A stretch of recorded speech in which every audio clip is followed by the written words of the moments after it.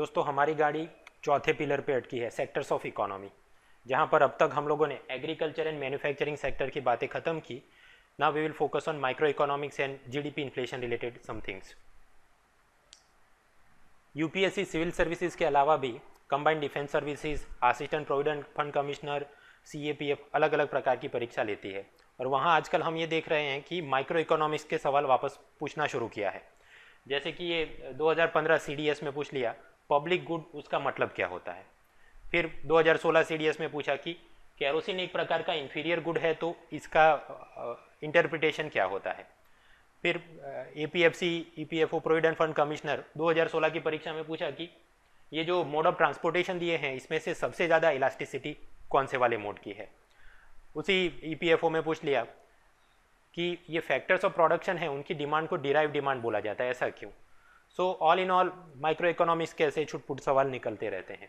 इस साल हम लोग यूपीएससी सिविल सर्विसेज के लिए भी माइक्रो इकोनॉमिक्स पढ़ेंगे। क्यों पढ़ेंगे? Because as such banking, budget, balance of payment, fiscal policy, इसकी जो भी थियरी पढ़नी थी वो पुराने साल में लास्ट ईयर पढ़ा दी है। नया वहाँ पर कुछ है नहीं। नया जो अपना बजट एंड इकोनॉमिक सर्वे आया है वहाँ पर भी प्रीलिम के अनुरूप माल ज़्यादा नहीं है, तो मतलब कि समय है, पढ़ लेंगे। और इसी कारण ये माइक्रो इकोनॉमिक्स 1.5 घंटे का ये करीब वीडियो लिस्ट बनेगा, देख लेते हैं। एनसीईआरटी से ज़रा आगे बढ़ के देखेंगे। लकीली अगर एक भी सवाल पूछ लिया तो 1.5 घंटे की तैयारी में अगर एक सवाल मिल जाता है अपना तो cost benefit is very high. और अगर सिविल सर्विस पे नहीं पूछ लिया तो भी ये सीडीएस, ईपीएफसी, स्टाफ सिलेक्शन वहाँ तो कुछ ना कुछ निकल ही आएगा। सो देख लेते हैं, ज़्यादा टाइम इसमें नहीं निकालेंगे। ठीक, तो अपना माइक्रो इकोनॉमिक्स क्लासिफिकेशन में मैं इसको 4th पिलर में ही रखूँगा, बिकॉज 4th पिलर अपना सेक्टर्स ऑफ इकोनॉमी, वहाँ एग्रीकल्चर, मैन्युफैक्चरिंग, सर्विसेज, इन सब का प्रोडक्शन हो रहा है। तो प्रोडक्शन होगा, उसके बाद supply, demand, price equilibrium, right. तो उस एंगल से माइक्रो इकोनॉमिक्स हम जब भी क्लासीफाई करेंगे we will put it under this 4th pillar. वहाँ पर इस वीडियो सीरीज़ में हमने 6 चीज़ें पढ़नी है। सबसे पहले गुड्स, चीज़ वस्तुओं के अलग अलग प्रकार। सेकंड, डिमांड लॉज और डिमांड की अलग अलग प्रकार की इलास्टिसिटी। देन सप्लाई लॉज, उसकी इलास्टिसिटी। फिर एक ब्रेक लेंगे, उसके बाद देखेंगे अलग अलग प्रकार के मार्केट टाइप्स, ये monopoly, oligopoly, perfect competition and so on. Then cost of production, economies of scale, उसके रिलेटेड कुछ बातें। एंड लास्टली कंजम्पशन, यूटिलिटी, वहाँ मार्जिनल यूटिलिटी, टोटल यूटिलिटी, उसके कर्व, उसका क्या इंटरप्रिटेशन होता है, वो बातें करेंगे। फर्स्ट ऑफ ऑल मैं ये भी बता दूं आपको कि ये जो भी बातें करेंगे we will take merely an overview, परीक्षा के अनुरूप। हर एक चीज़ में फिर बाल की खाल यहाँ पर हमने नहीं निकालनी है। सबसे पहले ये टाइप ऑफ गुड्स, जिसके अंदर पहला ऐसा प्रकार जहाँ आपने डायरेक्टली कोई पैसा नहीं देना है और आपने पैसा नहीं दिया है इसलिए हम आपको ये चीज़ नहीं देंगे, ऐसा कोई आपको एक्सक्लूड भी नहीं करेगा, लाइक दैट। तो क्राइटेरिया के हिसाब से सबसे पहले आएगा फ्री गुड्स। फॉर एग्जाम्पल हवा मुफ्त है, यस, मतलब you don't have to pay directly for it. आपको कोई एक्सक्लूड कर लेगा सांस लेने से? नहीं। Is there any rivalry in consumption? उपभोग में प्रतिस्पर्धा है? नहीं। मतलब मैंने सांस ली तो इसका मतलब ये नहीं कि आपके सांस लेने के लिए हवा कम है। हाँ, साइंस का बहुत खींच तोड़ के करे तो हाँ थोड़ी हवा कम हो गई, बट मैंने जो बताया माइक्रो इकोनॉमिक्स के नाम पे यहाँ माइक्रो एनालिसिस, बाल की खाल हमने नहीं खींचनी, परीक्षा के लिए हम तैयारी कर रहे हैं। And lastly is there any opportunity cost? वो भी ना। अपॉर्चुनिटी कॉस्ट क्या है अभी इसी स्लाइड में आगे आ रहा है। तो फ्री गुड के ये कैरेक्टरिस्टिक होते हैं। Second, there is called common goods, जैसे कि समंदर में मछली या जमीन के ऊपर खाने के लिए घास, ये मुफ्त है या it is free for everyone. किसी को कोई मना कर देगा नहीं, there is nobody is excluded. Is there any rivalry in consumption? हाँ, अगर मैंने समंदर में जाके पहले मछली पकड़ ली तो इसका मतलब कि आप जब जाएंगे तो पकड़ने के लिए मछलियाँ कम रहेंगी। अगर कोई चरवाहा घास के मैदान में अपनी भेड़ बकरी लेके पहले चला जाएगा तो दूसरे चरवाहे के लिए घास कम बचेगी। तो उस प्रकार से there is rivalry in consumption, उपभोग में प्रतिस्पर्धा होगी। Is there any opportunity cost? No. अभी तीसरे पे आते हैं, पब्लिक गुड्स। देखिए ये free good, common good mostly they are created by God and nature, लेकिन पब्लिक गुड तो मतलब सरकार ने या किसी फिलांथ्रोपिस्ट ने, एनजीओ वाले ने, इन्होंने कुछ बनाया है। जैसे कि ये स्ट्रीट लाइट है, defence, police, judiciary and like that. Are they free? हाँ, मुफ्त है। देखिए इनडायरेक्टली तो अगर पुलिस है, डिफेंस है, मिलिट्री है तो वो भी सरकार रेवेन्यू से उनको बनाया है, राइट। बट हो सकता आपको सीधे सीधा कोई उसका पैसा नहीं मांग रहा है, आपने डायरेक्ट टैक्स भरा, गरीब आदमी ने डायरेक्ट टैक्स नहीं भरा, इनडायरेक्टली उसने साबुन शैम्पू कुछ खरीद लिया, उसका इनडायरेक्ट टैक्स वो जा रहा है, बट डायरेक्टली आपको कोई पे करने के लिए नहीं बोल रहा है। यहाँ पर किसी को एक्सक्लूड कर देंगे नहीं, सभी के लिए ये इनविजिबली सबको ये सुविधा मिलेगी। स्ट्रीट लाइट तो वो भी सबके लिए है। हाँ, यहाँ पर भी आप बोल सकते हैं कि अगर 10,000 लोग आ गए तो फिर सबको थोड़ी लाइट दिखेगी। अगेन हमने बाल की खाल नहीं खींचनी है, so will they exclude anybody, answer is no. क्या यहाँ पर राइवलरी इन कंजम्पशन है? Again no.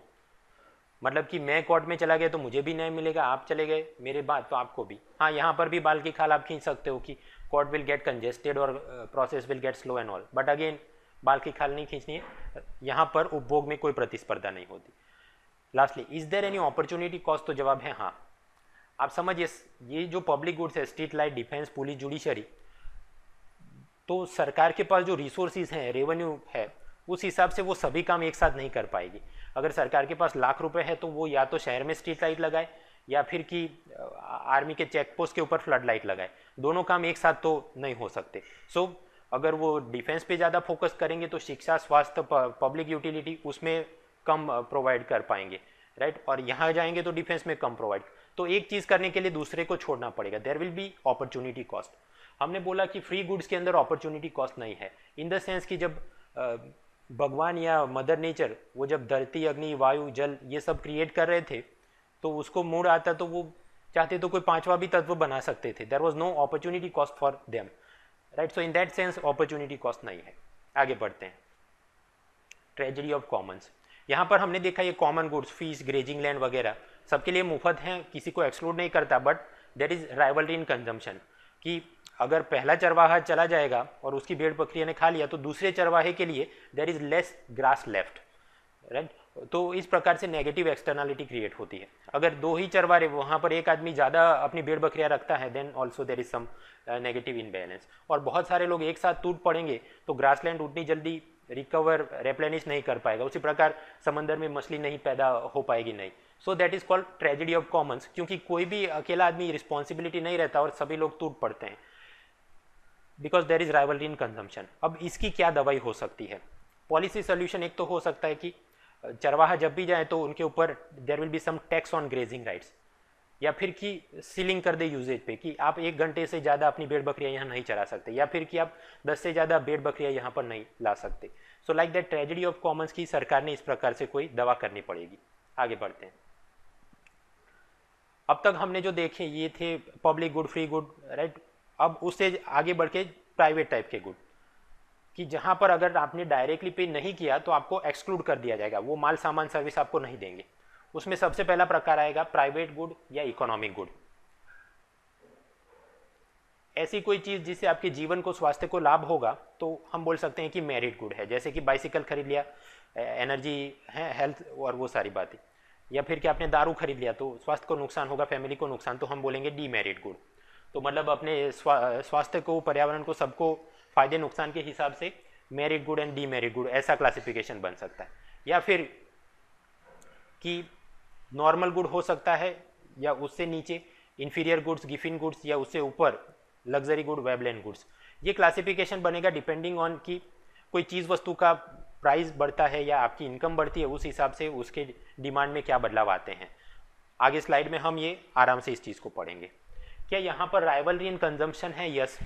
अगर मैं बाजार में जाके 100 किलो प्याज टमाटर खरीद लूँ तो दूसरे ग्राहक के लिए फिर खरीदने के लिए कम सामान बचेगा, एंड अकॉर्डिंगली उसका प्राइस के अंदर आपको फर्क देखने को मिलेगा, तो राइवलरी इन कंजम्पशन होगा। आगे क्लब गुड्स या आर्टिफिशियली स्कार्स गुड। क्लब आप समझते हैं कि आपने क्लब ज्वाइन किया तो ही आपको डायरेक्ट मेंबरशिप भरनी है और तो ही आपको वो चीज़ का लाभ मिलेगा, अदरवाइज नहीं मिलेगा। फॉर एग्जाम्पल, आपने किंडल टैबलेट खरीदा और अमेजोन पे अकाउंट बना लिया, देन अमेजोन के सारे ई बुक्स आप एंजॉय कर सकते हो, तो in that sense it is excludable, बाहर के लोगों को माल नहीं मिलेगा। But there is no rivalry in consumption in the sense कि किंडल के ऊपर आपने एक ई बुक खरीद लिया तो इसका मतलब ये नहीं कि उस ई बुक का कोटा दूसरों लोगों के लिए कम हो गया, या फिर कि दूसरा आदमी आएगा उसको वो धीमे से डाउनलोड कर पाएगा या कम क्वालिटी वाली ई बुक मिलेगी, in something like that. There is no rivalry in consumption. उसी प्रकार टाटा स्काई, डिश टीवी मैं देख रहा हूँ तो वो आपके लिए भी उतनी ही चैनल है, उसी क्वालिटी के लिए उपलब्ध है। iTunes, Netflix, Google play store के अंदर जो पेड ऐप्स है. So these are all club goods जहाँ की बाहर के आदमी को एक्सक्लूड कर देंगे अगर वो डायरेक्टली पे नहीं करता. बट जब खरीदारी होगी तो ऐसा नहीं कि माल वो कम हो जाएगा. There is no rivalry in consumption. उपभोग में कोई प्रतियोगिता नहीं है. यहाँ पर भी बाल की खाल खींच सकते हैं कि अगर कोई ऐप है उसका डिमांड मतलब उसको ज़्यादा लोग डाउनलोड करते हैं तो सर्वर में स्पीड कम हो जाएगा या फिर कि उसका डेवलपर फिर ज़्यादा पैसा मांगना शुरू करेंगे लाइक दैट.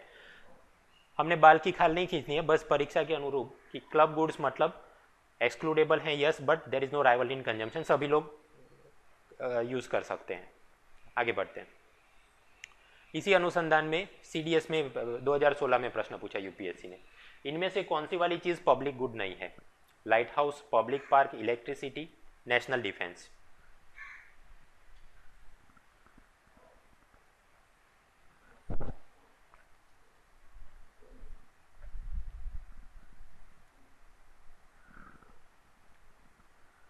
पब्लिक गुड का मतलब क्या है? आपने सीधे सीधा उसके लिए पे नहीं करना है और आपने अगर पे नहीं भी किया तो कोई आपको निकाल नहीं देगा. सो उस अनुसंधान में light house, public park, national defence तो लागू होंगे बट इलेक्ट्रिसिटी फिट नहीं होगा बिकॉज उसके लिए आपने कनेक्शन लगवाना पड़ेगा, मीटर है, मीटर का पैसा भरना पड़ेगा, right. So electricity is not a public good, बाकी सब हैं. और पूछ लिया CDS 2015 में. पब्लिक गुड का मतलब क्या होता है? सरकार जो कमोडिटी बनाती है, ऐसी कमोडिटी जिसके लाभ पूरी कम्युनिटी में इनविजिबली स्प्रेड हो जाते हैं. सरकारी कोई स्कीम गरीबों के लाभ के लिए या फिर कि कोई भी चीज़ जो कि लोगों में ज़्यादा पॉपुलर है, पसंद है. ऑब्वियसली जवाब होगा बी, कमोडिटी जिसके बेनिफिट पूरी एंटायर कम्युनिटी पे इनविजिबली स्प्रेड हो गए हैं. डिफेंस ले लो, स्ट्रीट लाइट ले लो, पब्लिक पार्क ले लो एंड सो ऑन. तो इस प्रकार अपना जो माइक्रो इकोनॉमिक्स उसका पहला पार्ट खत्म हुआ, टाइप ऑफ गुड्स. अभी आगे बढ़ते हैं डिमांड लॉज एंड डिमांड की इलास्टिसिटी. हम पब्लिक गुड, फ्री गुड इन सबको अब इग्नोर करेंगे. We will focus on economic goods, private goods. और वहाँ पर भी अलग अलग प्रकार की डिमांड निकलती है. एक घर वाले जाके बाजार से सब्जी रोटी कुछ खरीदा, दैट इज इंडिविजुअल या हाउस होल्ड डिमांड. उसी प्रकार एक घर, दूसरा घर, सभी लोग जाके कितना गेहूं चावल खरीद रहे हैं, that will be called market demand, जो कि sum of all household demand होता है. आगे मैं घर से निकलूँ ये सोच के कि मुझे 10 किलो प्याज खरीदना है, that will be called ex ante demand. I wanted to buy, but बाजार में भाव को देख के मैं केवल 5 किलो खरीद के लाऊं तो that will be called ex post demand. मतलब actually I bought that quantity of amount. तो ex ante, ex post. Joint demand ऐसी चीज़ें जो हम लोग साथ में यूज़ करते हैं, साथ में खरीदते हैं.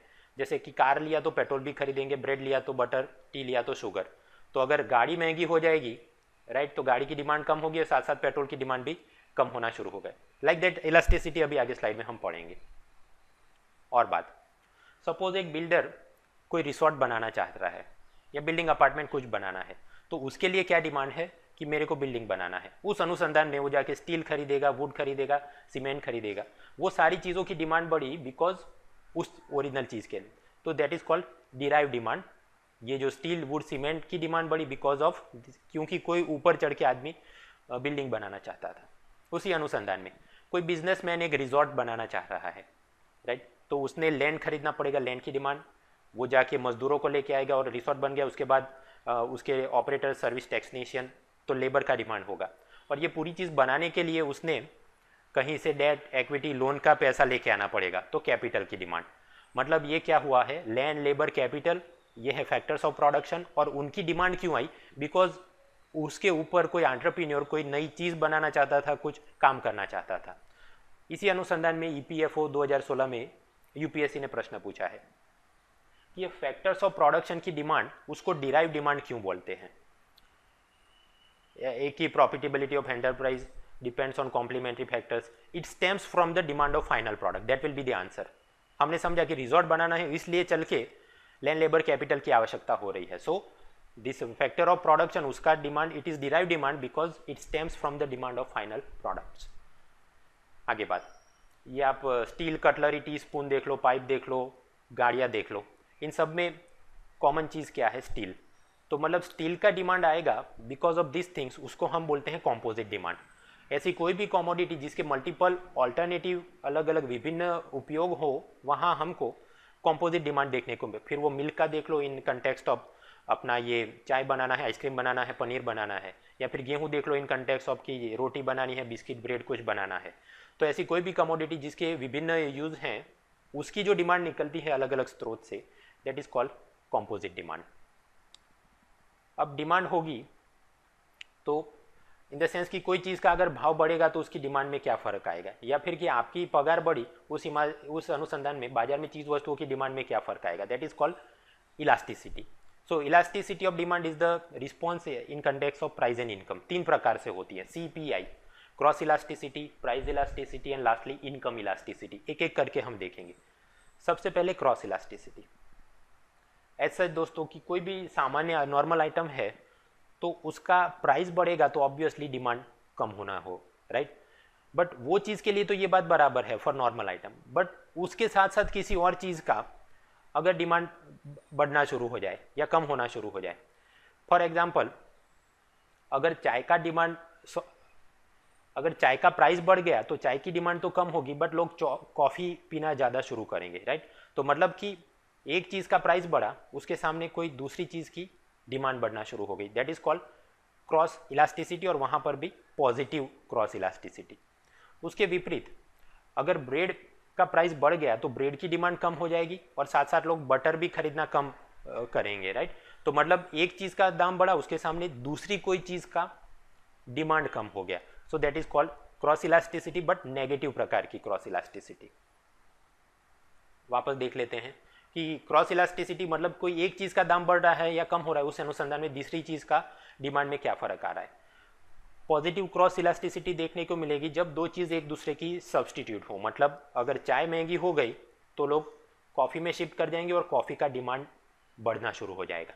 सेकंड, कॉम्प्लीमेंट्री अगर गुड्स होंगे तो वहाँ पर नेगेटिव क्रॉस इलास्टिसिटी देखने को मिलेगी, इन द सेंस कि ब्रेड सस्ता हो गया तो लोग ब्रेड ज़्यादा खरीदेंगे, यस, बट साथ साथ बटर भी उस हिसाब से डिमांड बढ़ना शुरू हो जाएगा। सेम भी पेट्रोल सस्ता हो गया तो कार और बाइक का डिमांड बढ़ने लगेगा, एंड वाइस वर्सा। उसी प्रकार डेस्कटॉप पीसी है, साथ में इंटरनेट, मोबाइल हैंडसेट है आपका, साथ में मोबाइल का प्रीपेड पोस्टपेड, टीवी खरीदा तो साथ में ये डिश टीवी टाटा स्काई का set top box, all these are complementary products, और वहाँ पर हमको देखने को मिलती है नेगेटिव क्रॉस इलास्टिसिटी। आगे, अगर चाय 5 रुपये के बदले 4 रुपये, 1 रुपया सस्ती हो गई तो ट्रक की या गाड़ियों की खरीदारी में क्या फ़र्क आएगा, उसकी डिमांड बढ़ेगी या कम होगी, कोई फ़र्क नहीं आएगा। So I will call it zero cross elasticity. यहाँ पर भी कुछ लोग फिर बाल की खाल खींचते हैं कि अगर चाय 5 रुपये के बदले एक प्याली 4 रुपये में मिल रही है तो 1 रुपया आपका बच गया, उस हिसाब से रोज़ 1-1 रुपया बचा है तो एक समय आएगा जब 1 लाख रुपये मेरे हाथ में होंगे और मैं एक गाड़ी खरीद सकता हूँ, मतलब चाय सस्ती हुई तो गाड़ियों की डिमांड बढ़ेगी।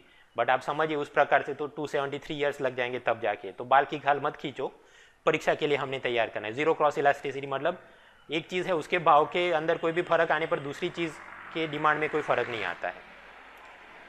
सो लाइक दैट हम लोग बात कर रहे थे डिमांड इलास्टिसिटी में CPI क्रॉस इलास्टिसिटी समझ लिया। अभी प्राइस इलास्टिसिटी पे आते। प्राइस इलास्टिसिटी अगेन कि कोई नॉर्मल आइटम है तो उसका जब प्राइस बढ़ेगा तो ऑब्वियसली डिमांड कम होगा, बट वो कितना डिमांड कम होगा, अगर बहुत कम या कम हो ही नहीं रहा है देन वी विल कॉल कि इलास्टिक है, या फिर कि अगर थोड़ा ही प्राइस बढ़ा और बहुत डिमांड में कमी आ गई देन वी विल से कि इलास्टिक है। समझते हैं। सबसे पहले ये इनइलास्टिक और इलास्टिक, उसके बीच में होता है यूनिटरी इलास्टिक, EP = 1। अगर कोई चीज़ का दाम 10% बढ़ गया और उसकी डिमांड 10% कम हो गई, या फिर कि उसकी प्राइस 20% कम हो गया और सामने डिमांड उसकी 20% बढ़ गई, मतलब कि इस प्रकार से यूनिटरी चल रहा है, दोनों चीज़ they are inversely related but एक एक यूनिट आगे पीछे चलती है, तो उसको बोलेंगे unitary elastic in terms of price elasticity. तो इसको ग्राफ पे प्लॉट करेंगे तो इस प्रकार से ये बन रहा है आकार, जिसको हम बोलते हैं रेक्टेंगुलर हाइपरबोला कर्व। ऐसी चीज़ केवल थियरी में एग्जिस्ट करती है, in real life we can not find, but हाँ MCQ में पूछ लेते हैं ग्राफ का इंटरप्रिटेशन, तो ये होगा यूनिटरी इलास्टिक होगा तो जवाब अपने को ग्राफ मिलेगा, प्राइस और क्वांटिटी के सामने रेगुलर हाइपरबोला कर्व। और थोड़ी हाइपोथेटिकल समझते हैं। Completely perfectly inelastic,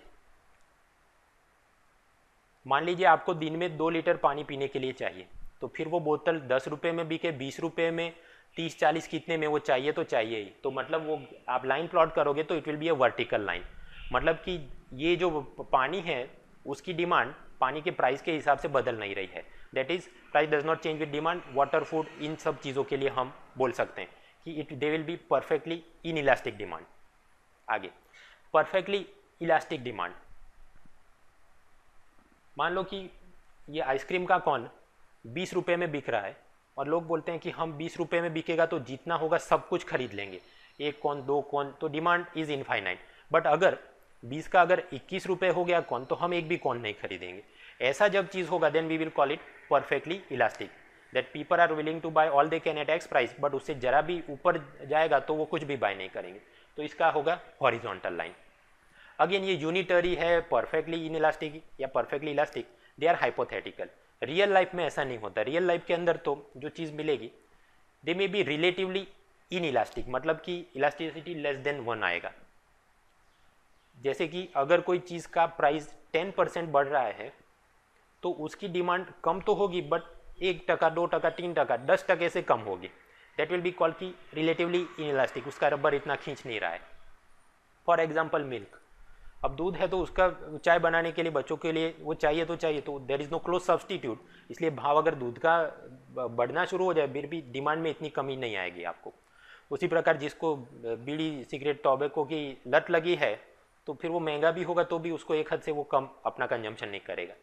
same way railway, एक लंबे अंतर for a long distance passenger को या फ्रेट को ट्रांसपोर्ट करना है तो उसके लिए रेलवे ही उपयुक्त है, वहाँ पर ये बस या फिर कि ट्रक दे में भी अनकंफर्टेबल, एक्सपेंसिव।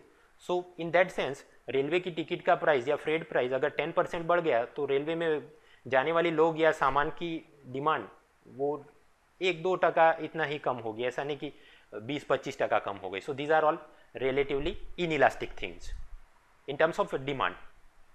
आगे, रिलेटिवली इलास्टिक, मतलब कि दाम अगर थोड़ा बढ़े और रबर लंबा खींच के उसकी डिमांड बहुत कम हो जाए। जैसे कि अगर कोई चीज़ का दाम 10% बढ़ा और उसकी डिमांड 20%, 30%, 50% कम हो गई, ऐसा होगा जब क्लोज सब्सटीट्यूट्स आर अवेलेबल। जैसे कि पेप्सी महंगी होगी तो छोड़ो मैं चला जाऊंगा कोका कोला पे, तो ऑब्वियसली पेप्सी का डिमांड में कमी देखने को मिलेगी। सेम वे पिज़्ज़ा हट में अनलिमिटेड महंगा हो गया तो डोमिनो में चलो, माइक्रोमैक्स मतलब मोटो जी अगर महंगा हो गया तो माइक्रोमैक्स खरीदूंगा and like that. So demands price elasticity वो ज़्यादा खींच के मोर इलास्टिक कब होती है? For this luxury and comfort items, TV, AC, organic food. एक तो ये होगा कि लोग सब्सटीट्यूट में चले जाएंगे, या फिर ये होगा कि they will postpone their decision to purchase. उसी अनुसंधान में आप ये भी समझ सकते हैं कि कोई भी चीज़ का अगर लॉन्ग टर्म पर्सपेक्टिव से आप डिमांड देखो तो प्राइस इलास्टिसिटी आपको ज़्यादा देखने को मिलेगी, क्योंकि तब तक नए सब्सटीट्यूट आ गए होंगे। फॉर एग्जाम्पल पुराने टाइम में आप देखो वो नोकिया का हैंड ग्रेनेड टाइप का ग्रीन कलर का फ़ोन रहता था, उस समय उसका कोई क्लोज सब्सटीट्यूट नहीं था, तो उसकी अगर दाम 1000 रुपये से बढ़ के 1100 हो जाता तो डिमांड में कोई खास कमी नहीं आने वाली थी। बट आज की तारीख में अगर कोई मोबाइल का सहज भी दाम में फ़र्क आए, again people will move towards new substitute, because now there are many research development के चलते बहुत सारे सब्सटीट्यूट्स अवेलेबल है। सो तब जाके price elasticity will be more. उसी प्रकार अगर पोस्टपोनमेंट अगर संभव हो, अगर जीन्स का दाम 1000 से बढ़ के 1100 हो गया तो आप ये सोचेंगे खैर कोई नहीं, मैं 3 महीने, 5 महीने, 1 साल बाद खरीदूंगा, तो इन दैट सेंस फिर वो आपको देखने को मिलेगा। And lastly, if something has large number of uses, for example आपने वो फिलिप्स वगैरह की वो देखी होगी इंडक्शन प्लेट्स, इलेक्ट्रिसिटी की मदद से आप रोटी और सब्जी बना सकते हो। तो इलेक्ट्रिसिटी के बहुत सारे यूज़ हैं, कुकिंग के लिए, हीटिंग के लिए, लाइट के लिए। जब इलेक्ट्रिसिटी सस्ती होगी तो लोग लाइट के लिए भी, अपना प्रकाश के लिए भी यूज़ करेंगे और खाना बनाने के लिए भी यूज़ करेंगे। बट जैसे जैसे वो इलेक्ट्रिसिटी महंगी होना शुरू हो जाएगा तो लोग केवल प्रकाश के लिए इस्तेमाल करेंगे, खाना बनाने के लिए they will move towards LPG या फायरवुड। तो उस अनुसंधान में आप देखेंगे कि जब इलेक्ट्रिसिटी का दाम 10% बढ़ेगा तो उसका डिमांड है वो 20%, 30% कम हो जाएगा, बिकॉज नाउ पीपल उसके जो अलग वाले यूज़ थे खाना पकाने वगैरह उसको शिफ्ट कर रहे हैं। So these are some of the cases जब आपको प्राइस इलास्टिसिटी ज़्यादा मिलेगी। आगे बढ़ते हैं। समझ में आया तो ठीक है, नहीं तो इतना तो याद रखना ही है कि प्राइस इलास्टिसिटी ऑफ डिमांड ठीक है। 0 होगी वाटर के लिए, फिर यूनिटरी होगी, दैट इज 10% बड़ा प्राइस तो 10% डिमांड कम हो गया, लाइक दैट। तो हाइपरबोला कर्व याद रखना है।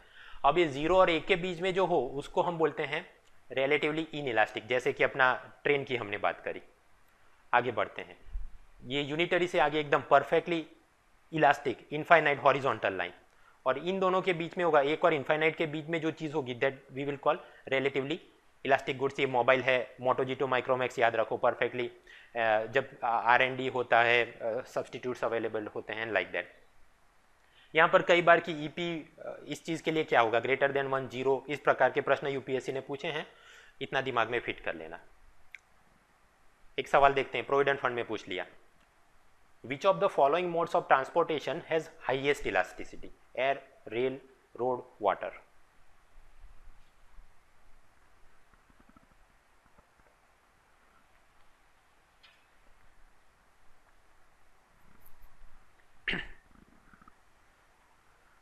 यहां पर हमने एलिमिनेशन मेथड से जाना चाहिए। अगर किसी चीज किसी मोड ऑफ ट्रांसपोर्ट के ऑल्टरनेटिव होंगे तो जब भी वो मोड ऑफ ट्रांसपोर्टेशन का प्राइस, टिकट प्राइस बढ़ेगा, लोग शिफ्ट करना शुरू हो जाएंगे, और उस हिसाब से वो जो भी मोड ऑफ ट्रांसपोर्टेशन है उसकी डिमांड में बहुत कमी आ जाएगी। तो मतलब वी विल से कि हाईएस्ट फ्लेक्सिबिलिटी है या इलास्टिसिटी है। रिवर्स ऑर्डर में चलते, सबसे पहले वाटर। अब देखिए, भारत से अमेरिका या यूरोप में हैवी कार्गो भेजना है तो वाटर शिपिंग के कोई ऑल्टरनेटिव नहीं है। एयरवे वगैरह से भी उतना हैवी चीज़ हम नहीं भेज सकते। तो मतलब अगर वाटर ट्रांसपोर्ट में उसका टिकट या फ्रेट चार्जेस 10% बढ़ गया तो हाँ, डिमांड हो सकता है कम हो, बट वो 1% 2% ही कम होगी, तो मतलब elasticity will be very less.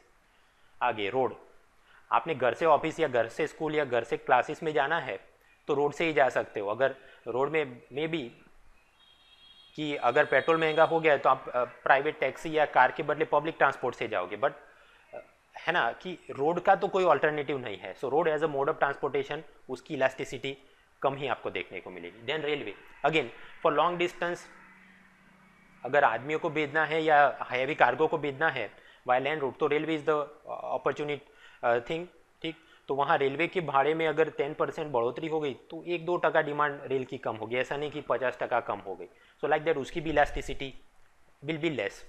Airways की आप बात करो, अगर फ्लाइट प्लेन का दाम टिकट 10% बढ़ गया तो मे बी लोग सोचेंगे कि उसके बदले मैं रेलवे चला जाऊंगा या रोड से चला जाऊंगा, या ये सोचेंगे कि I will postpone my decision, अभी के लिए मुझे नहीं जाना है, मैं वेकेशन सीजन में, क्योंकि एयरवेज की टिकट का दाम ज़्यादा रहता है तो मैं ऑफ सीजन में मुसाफरी के लिए जाऊंगा, राइट। तो मतलब railway, I am sorry, Airways की टिकट में अगर 10% बढ़ गया उसका प्राइस तो डिमांड में हो सकता है 20% 30% आपको फॉल देखने को मिले। So like that among this given modes of transportation Airways will show the highest elasticity, ठीक है। हम लोग दोस्तों फोर्थ पिलर वहाँ पर माइक्रो इकोनॉमिक्स की बात कर रहे थे, टाइप ऑफ गुड्स वहाँ public, private, common goods, club goods, वो सब देख लिया। फिर हम लोग फोकस कर रहे थे ये डिमांड लॉज और डिमांड इलास्टिसिटी। वहाँ पर CPI that is cross elasticity समझ लिया, वो substitute and complementary goods and everything. Price elasticity पे हमारी गाड़ी अभी तक अटकी थी। वहाँ पर एक्सेप्शनल केसेस देख लेते हैं, 2, Giffen goods and Veblen goods. देखिए, एज सच कोई भी चीज़ का दाम बढ़ना शुरू हो जाएगा फॉर नॉर्मल थिंग्स तो उसकी डिमांड धीरे धीरे कम होना शुरू हो जाएगी, राइट। अगर ये जूस की बोतल 30 रुपये में बिक रही है तो may be I will purchase only 2। अगर 20 रुपये में पर यूनिट बिक रहा है तो may be I will purchase 4 बोतल में खरीद लूँगा। अगर 10-10 रुपये की हो गई तो मैं ज़्यादा जाके 6 बोतल खरीद लूँगा। सो लाइक दैट अगर मैं price versus this quantity demanded ये ग्राफ प्लॉट करूँ तो ये इस प्रकार से डाउनवर्ड स्लोप आएगा या नेगेटिव स्लोप आएगा। तो नॉर्मल गुड्स के लिए क्या होगा, demand curve it is as such negative में आएगा। बट क्या कोई ऐसा एक्सेप्शनल केस हो सकता है जब कि पॉजिटिव स्लोप अपने को देखने को मिले कि कोई वस्तु का दाम भी बढ़ रहा है और उसकी डिमांड भी बढ़ रही है? Is there anything possible? ऐसा हाँ पॉसिबल है, देखते हैं। When is demand curve showing positive slope? American economist Thorstein Veblen ने बोला कि हाँ ये संभव है for some goods with snob appeal, status symbol, दिखावा करने के लिए हम जो चीज़ें खरीदते हैं, कॉन्स्पिक्यूअस कंजम्पशन। जैसे कि डायमंड है, आईफोन है, ये बड़े आर्टिस्ट की पेंटिंग्स रहती है, फैशन के ऐसे कुछ ट्रेंड्स। तो अगर वो चीज़ महंगी भी होने लगे तो भी हम ज़्यादा डिमांड करेंगे कि मैं ये वाली महंगी चीज़ मैंने खरीदी, so my status will increase. So higher price से हायर प्रेस्टीज ये समझ के लोग ज़्यादा डिमांड करते हैं। कुछ बार ये भी सोचते हैं कि जो चीज़ महंगी है उसकी क्वालिटी ज़्यादा होगी। फॉर एग्जाम्पल, पहले सबने आईफोन खरीदा, उसके बाद आईफोन 5S आया, तो वो ये सोचेंगे कि हाँ 5 से 5S मतलब उसका एक तो स्टेटस भी ज़्यादा और उसके अंदर ये फीचर्स वगैरह और क्वालिटी भी ज़्यादा है। So like that. तो मतलब आईफोन का प्राइस भी बढ़ेगा और साथ साथ डिमांड भी उसकी बढ़ेगी। So then you will see कि ये अपना जो स्लोप है it will become positive slope. तो एक तो मतलब ये वेबलैंड गुड्स के अंदर ऐसी चीज़ देखने को मिलती है। Second, in case of curfew and emergency, दूध अगर 30 रुपये बिक रहा हो तो लोग खरीदेंगे, और अगर 40 हो जाए तो और ज़्यादा खरीदेंगे, ये सोच के कि ये कर्फ्यू लंबा चलेगा तो 50 रुपये भी हो सकता है। So in case of curfew emergency, even for speculation कि सोने का दाम अभी बढ़ रहा है, अभी और आगे बढ़ने वाला है, ये बोल के ज़्यादा खरीदना क्वांटिटी में शुरू करें तो प्राइस बढ़ रहा है और डिमांड भी बढ़ रहा है। सो देन डिमांड का विल शो पॉजिटिव स्लोप। आगे बढ़ते हैं गिफ्ट इन गुड्स। देखिए, जब मैं ये बोलूँ कि कोई चीज़ का प्राइस बढ़े तो उसका डिमांड कम होना चाहिए इन ऑर्डिनरी केसेस, बट ये प्राइस कितना बढ़ेगा और सामने डिमांड में क्या फ़र्क आएगा, ऐसा this price effect it is made up of income effect and substitution effect. समझते हैं, मान लो 1 महीने घर चलाने के लिए मुझे 2 किलो अनाज चाहिए, तो मैं 2 किलो मकई भी खरीद सकता हूँ, या फिर कि 1 किलो मकई खरीदी, 1 किलो गेहूँ खरीद लिया, या फिर कि 2 किलो केवल गेहूँ ही खरीद लिया। ऐसा ये जो इंडिविजुअल कॉम्बिनेशन है they will show the same total utility कि 2 किलो अनाज चाहिए और पेट अपना भर गया। So as such a customer is indifferent to this combinations, इसको ये भी चलेगा, ये भी चलेगा, ये भी चलेगा, लेकिन आपकी इनकम के हिसाब से, बजट लाइन के हिसाब से सारे कॉम्बिनेशन आप नहीं खरीद सकते, कोई सिलेक्टेड में जाना पड़ेगा। तो उस हिसाब से कुछ बार ये होता है कि सब्सटीट्यूट करना पड़े, जैसे कि रजनीकांत की इनकम एकदम कम हो, वो कंडक्टर हो, तब हो सकता है कि वो 2 किलो मकई भी ना खरीदे, एंड ही में सब्सटीट्यूट इवन टूवर्ड्स मोर इन्फीरियर गुड्स कि मैं रागी और बाजरा ऐसा कोई कोर्स ग्रेन खरीद लूँ, या फिर कि वो कंडक्टर से जब कबाली बन जाए तो ही विल डिसाइड कि मकई तो मैं टच ही नहीं करूँगा, आई विल ओनली ईट वीट, गेहूँ खाऊंगा। सो दिस इज जब सब्सटीट्यूशन इफेक्ट प्रबल हो, राइट, तब इस तरफ या इस तरफ जाएंगे।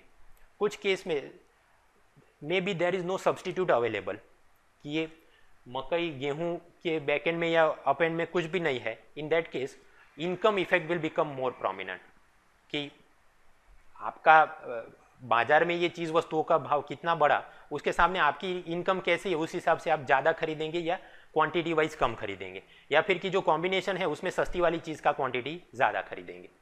अब इस विभावना को जरा आगे ले जाते हैं।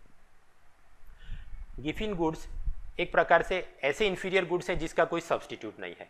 देखिए, यहाँ पर ये मकई है तो मकई के बैकएंड में रागी बाजरा वो सब्सटीट्यूट था, but in case of Ireland वहाँ पर meat and potato is considered a staple food. जैसे उत्तर भारत में रोटी सब्जी या दक्षिण भारत में रसम और चावल या उसका जो भी ऑल्टरनेटिव इडली या डोसा, उसके आगे पीछे उनका कोई ऑल्टरनेटिव्स नहीं है, राइट। सेम वे आयरलैंड के लोगों के लिए meat and potato it is their staple diet, उसका कोई सब्सटीट्यूट नहीं है। तो मतलब अगर नियम लेसन वो एकदम कड़की में आ गए तो ऐसा नहीं कि इसके बदले वो कुछ और खा ले, या फिर कि वो जब एकदम मालदार हो जाए तो ऐसा नहीं कि इसको छोड़ के कोई और सब्सटीट्यूट लेके आए। तो मतलब कि प्राइस इफेक्ट में जो सब्सटीट्यूशन वाला पोर्शन था it is not dominating because there are no substitutes available. उस केस में ये होगा कि इनकम इफेक्ट विल डोमिनेट। जैसे कि अगर ये मिस्टर नियम उनका अगर प्राइस बढ़ने लगा ये मीट पोटैटो चीज़ का, तो प्राइस राइज के हिसाब से वो ये करेंगे कि कॉम्बिनेशन में जो चीज़ उनको दोनों में से सस्ती दिखे, मीट पोटैटो में पोटैटो, तो हाँ कि मैं पोटैटो ज़्यादा खरीदूंगा और मीट कम खरीदूंगा। और जब ये सस्ता होना शुरू हो जाए तो वो वापस इक्विलिब्रियम में आना शुरू कर देगा कि हाँ अब मैं मीट भी खरीदूंगा और पोटैटो भी खरीदूंगा। तो जब हम इसको प्लॉट करना शुरू करें, सपोज ये एक इक्विलिब्रियम था कि वो 3 पोटैटो और 1 मीट खरीद रहा था। अब जब इन चीज़ों के दाम बढ़ना शुरू हो जाएंगे दोनों चीज़ के, तब वो ये करेगा कि मैं मीट बिल्कुल नहीं खरीदूंगा, I will only purchase potato. और जब दाम गिरना शुरू हो जाएगा तो अगेन थोड़ा मीट और खरीदना शुरू कर लिया। सो लाइक दैट अब आप इसको प्लॉट करो तो देखिए क्या हो रहा है, प्राइस के हिसाब से क्वांटिटी डिमांडेड वो बढ़ रही है। और हम केवल अब मीट को इग्नोर करें, केवल पोटैटो में आप देखिए तो पता चलेगा कि जैसे पोटैटो का प्राइस बढ़ रहा है तो सामने सामने डिमांड भी बढ़ रहा है, एंड लाइक दैट। तो मतलब पोटैटो का प्राइस भी बढ़ा और डिमांड भी बढ़ा। सो पॉजिटिव स्लोप अपने को देखने को मिल रहा है। इसी अनुसंधान में यूपीएससी ने प्रश्न पूछा, एक्सेप्शनल डिमांड कर्व कब देखने को मिले, मतलब कि एक्सेप्शनल डिमांड कर्व उसका स्लोप कैसा रहता है, downward to right, upward to right, horizontal और अपवर्ड टू लेफ्ट। आप प्लॉट करके देख सकते हो क्या होता है वो अपवर्ड टू लेफ्ट।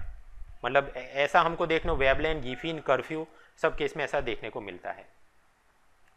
अब ऐसा भी नहीं कि ये गिफिन गुड्स हैं तो हमेशा प्राइस बढ़ता रहेगा और डिमांड भी बढ़ती रहेगी, नहीं। एक तो फिर ऐसी चीज़ आएगी कि सैचुरेट हो जाएगा, ये लियाम नेसन की अब तो छोड़ो मैं कुछ और चीज़ खरीद लूँगा ऑल्टरनेटिव, तो तब वापस ये बैकवर्ड स्लोप में शुरू हो जाएगा।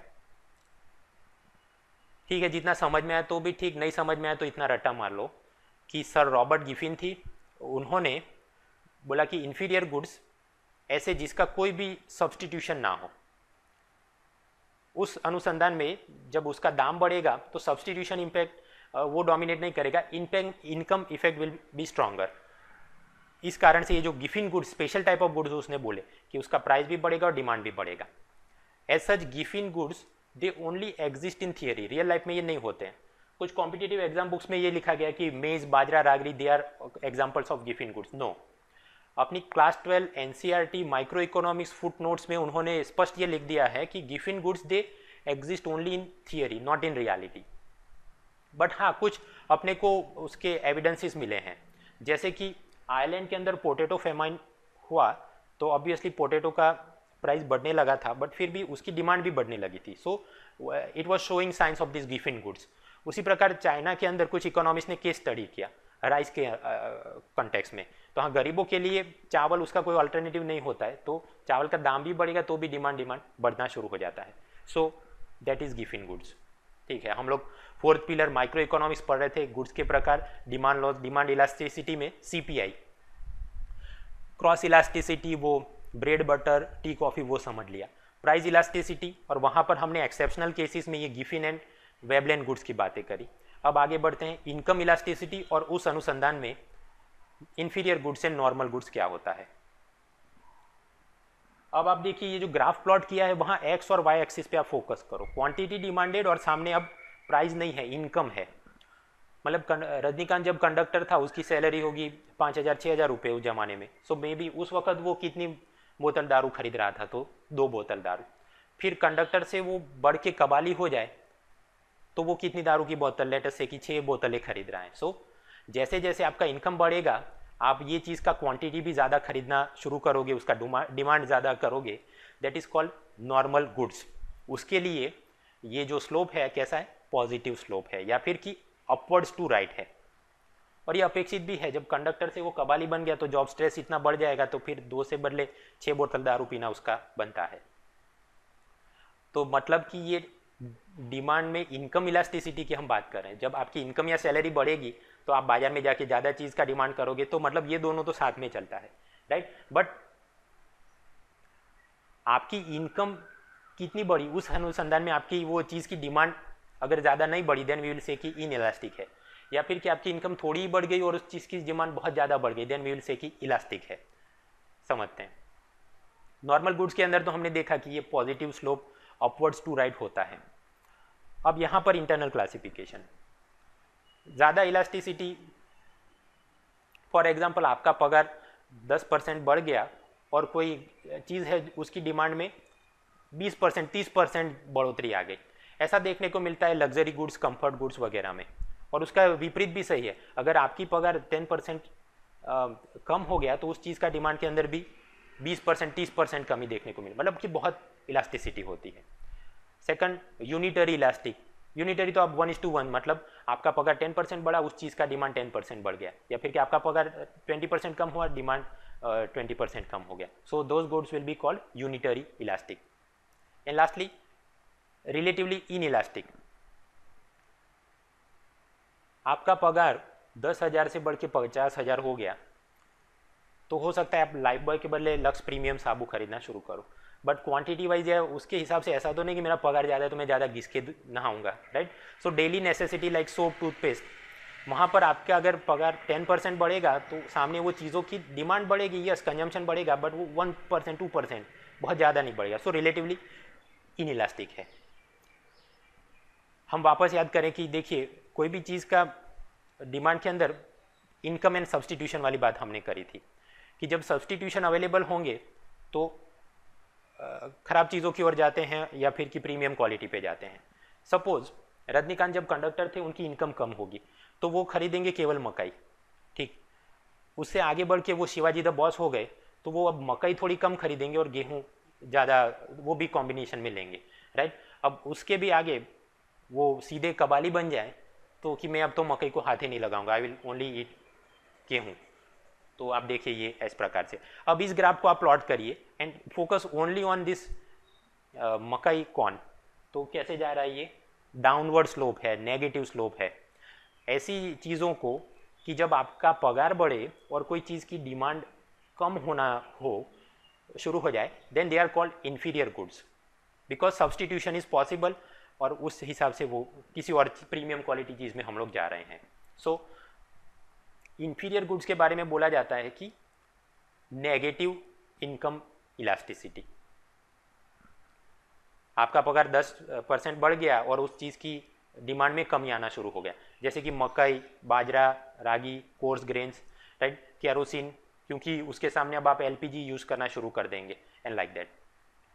एक और बात, अब देखिए ये डाउनवर्ड स्लोप, नेगेटिव इलास्टिसिटी है, बट ये भी याद रखना कि इसकी लाइन एकदम ऊपर तक नहीं जाएगी बिकॉज एक हद ऐसी आएगी जब वो चीज़ खरीदना ही शुरू कर देगा। So it will not touch the Y axis. आगे तो मतलब ये इंफीरियर गुड्स समझ लिया। Then zero income elasticity. Mukesh Ambani के घर में मान लो 4 लोग हैं और उनको टाटा नमक का एक पैकेट चाहिए महीने के लिए, तो अब मुकेश अंबानी 10,000 कमाए या 1 करोड़ कमाए वो उतना ही यूज़ कर पाएंगे, राइट। तो इस प्रकार की इनएक्सपेंसिव एसेंशियल आइटम्स जैसे कि सॉल्ट है, मैच बॉक्स, आपका पगार जितना भी बढ़ जाए उसकी डिमांड में कोई चेंज आने वाला नहीं है, then we will call it zero income elasticity. वो रबर खींचेगा ही नहीं और फॉल भी नहीं हो जाएगा। सॉल्ट चाहिए तो चाहिए ही। यहाँ पर भी लोग बाल की खाल खींचते हैं कि मैच बॉक्स तो बराबर, बट जब आदमी के पास ज़्यादा पगार होगा तो मैच बॉक्स की जगह वो स्टव के लिए लाइटर करेगा, बीड़ी सिगरेट के लिए लाइटर यूज़ करेगा। और स्टव में तो आजकल ऑटोमेटिक टाइप के भी आते हैं कि आपने जैसे ही रेगुलेटर घुमाए और अपने आप शुरू हो जाए। आप समझिए माइक्रो इकोनॉमिक्स की थियरी और टेक्स्ट बुक लिखने वाले वो 17th एंड 18th सेंचुरी में थे।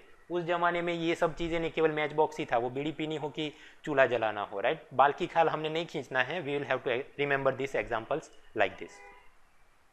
2013 यूपीएससी ने प्रश्न पूछा, कोई इन्फीरियर गुड है तो उसकी इनकम इलास्टिसिटी ऑफ डिमांड कैसी होगी? लेस देन 1 होगी, less than 0, equal to 1, greater than 1। Inferior good के लिए इनकम इलास्टिसिटी क्या होती है? नेगेटिव, तो मतलब लेस देन 0। याद ना रहा हो तो वापस हम लोग विजुलाइज करो। इनकम इलास्टिसिटी मतलब आपका पगार बढ़ा और सामने वो चीज़ का डिमांड कम हो गया, देन वी विल से कि नेगेटिव, जैसे केरोसिन, कोर्स ग्रेन्स, वो सारी चीज़ें। फिर 0 जैसे टाटा नमक, क्यों नमक चाहिए तो चाहिए। देन यूनिटरी कि आपका पगार 10% बढ़ा और चीज़ का डिमांड भी 10% बढ़ा एंड लाइक दैट, तो 1:1 में यूनिटरी। और उससे भी ज़्यादा flexibility, luxury good, premium good, उस प्रकार की चीज़ की पगार 10% पड़ा और उसकी डिमांड में 20-30% बढ़ गया, या फिर कि पगार में सहज कमी आ गई और उसकी डिमांड आपने एकदम कम कर दी, जैसे ये स्प्राइट, पिज़्ज़ा हट एंड सो ऑन, तो ज़्यादा इलास्टिक हैं। और ये 0 और 1 के बीच में वो होगा अपना रिलेटिवली इनइलास्टिक, जैसे कि daily necessity, soap and other things. एक और प्रश्न पूछा यूपीएससी ने 2016 में, केरोसिन को इन्फीरियर गुड माना जाता है, इसका मतलब क्या? कि जैसे कोई परिवार मालदार होता है तो कंजम्पशन कम कर देता है, या फिर कि क्वालिटी डिक्लाइन होना शुरू हो जाता है केरोसिन की, या फिर कि सरकार ने केरोसिन सब्सिडी देना बंद कर देना चाहिए। Then only 1 and 2, 2 and 3 and like that they had given options.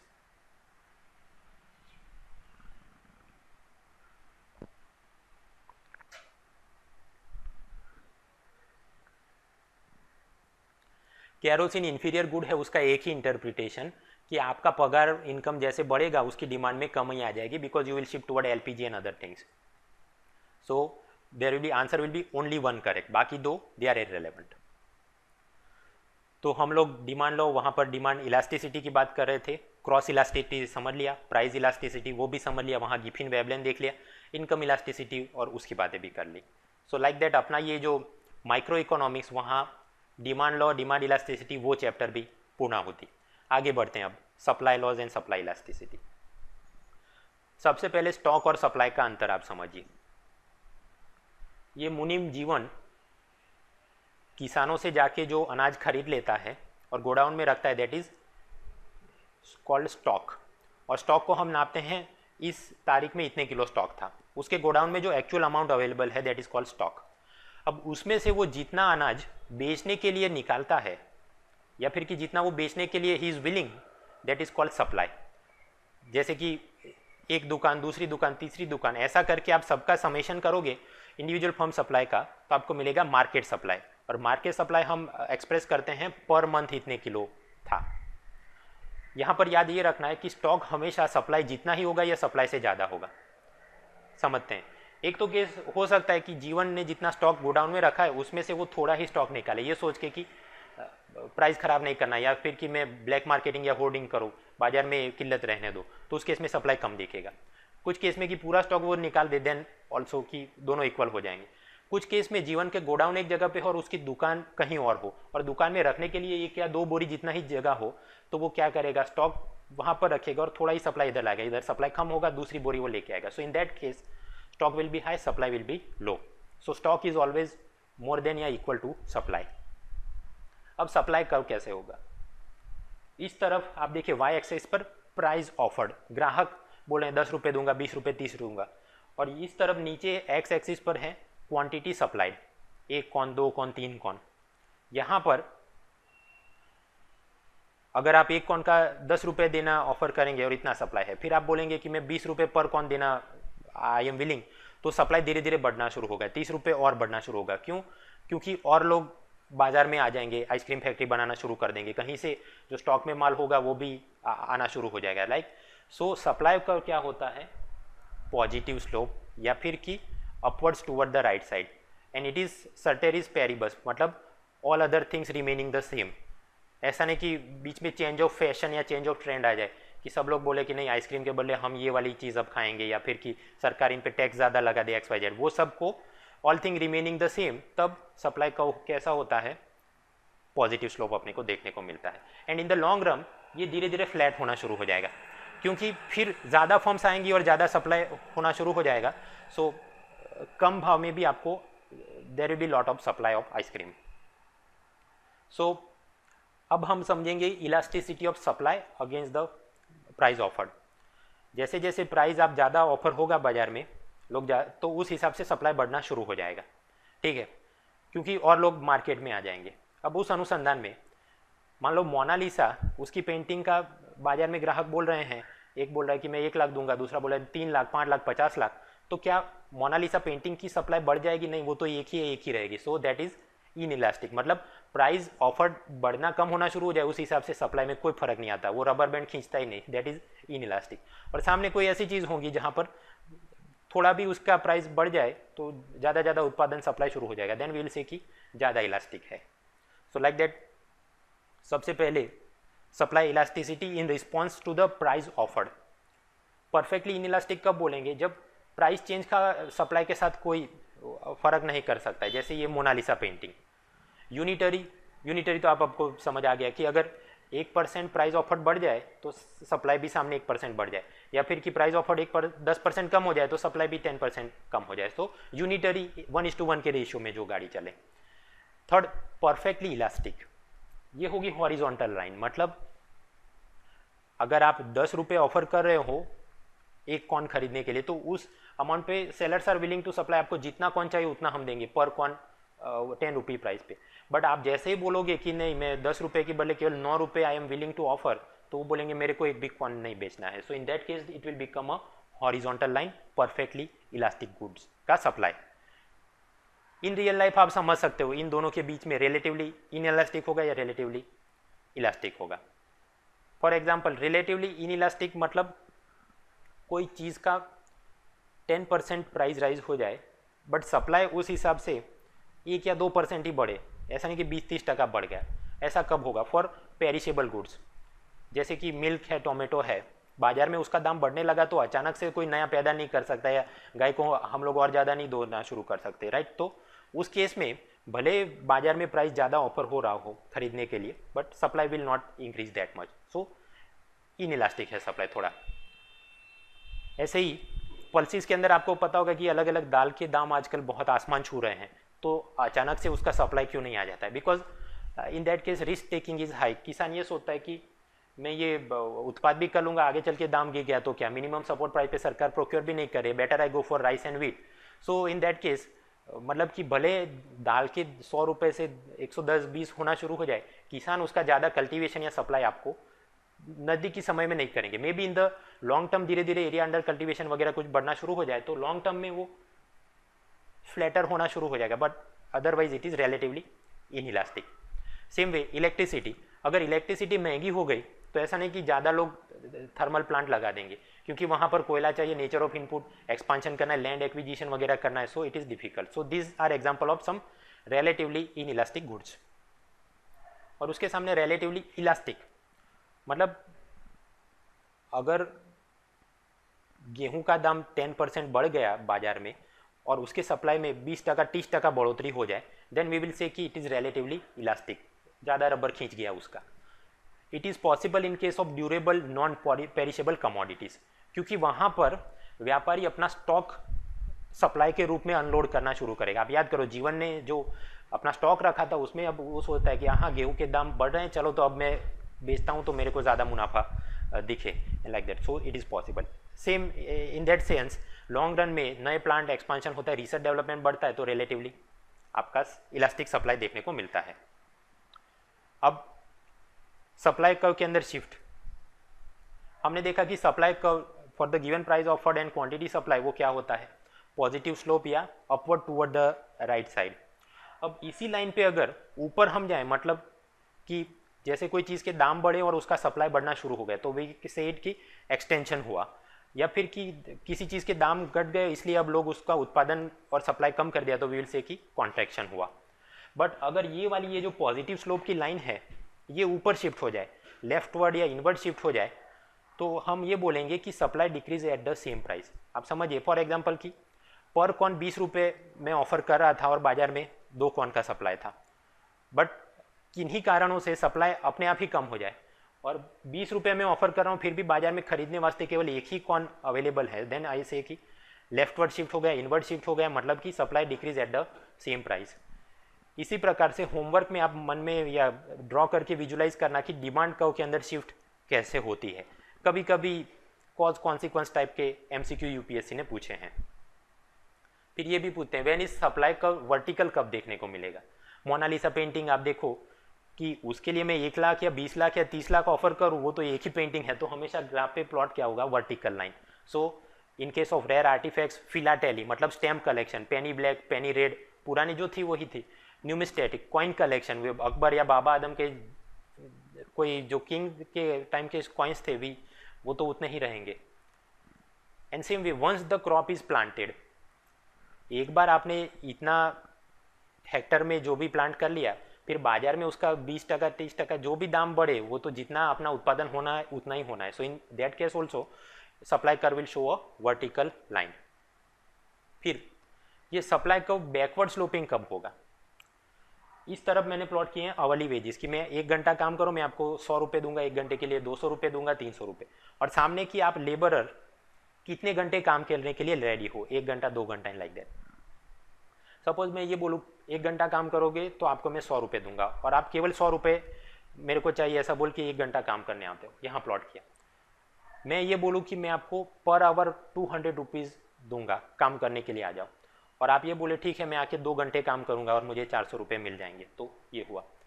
उससे भी आगे मतलब कि आवरली वेज बढ़ा और सामने लेबर सप्लाई बढ़ा, बट फिर मैं आगे ये बोलूँ कि आप 1 घंटा काम करो मैं आपको 300 रुपये दूंगा, उस वक्त आदमी ये नहीं सोचेगा कि मैं और 2 घंटे काम करूँ और 600-900 कुछ मिले, वो ये सोचेगा कि मैं 1 घंटे ही आऊँगा, बाकी मेरे को आराम भी तो चाहिए, है ना, ये जो पैसा इतना कमाए उससे कुछ मौज-शौक भी करना है। So to spend more time on leisure and like that. तो एक हद के बाद भले आप पगार ज़्यादा देना शुरू कर दो, बट फिर भी लेबर सप्लाई आपको कम ही देखने को मिलेगी। सो बैकवर्ड स्लोपिंग यहाँ पर देखता है को मिलता है। तो इस प्रकार से हम लोग जो फोर्थ पिलर माइक्रो इकोनॉमिक्स, वहाँ गुड्स के अलग अलग प्रकार, common good, free good, public, private, club good, वो देख लिया। डिमांड लॉ, वहाँ elasticity, CPI, Veblen, Giffen goods, वो समझ लिया। सप्लाई लॉ और वहाँ पर ये Mona Lisa and vertical and XYZ thing, वो देख लिया। तो पहले 3 पिलर्स अपने खत्म। एक ब्रेक लेंगे, उसके बाद मार्केट के अलग अलग प्रकार, ये monopoly, oligopoly, perfect competition, right, production cost, economies of scale, फिर ये consumption, marginal utility and so on, वो सारी चीज़ें देखेंगे।